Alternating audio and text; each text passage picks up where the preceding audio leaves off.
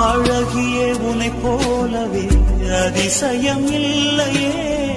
அஞ்சலி பேரை சொன்னேன் அவிழ்ந்தது முல்லையே.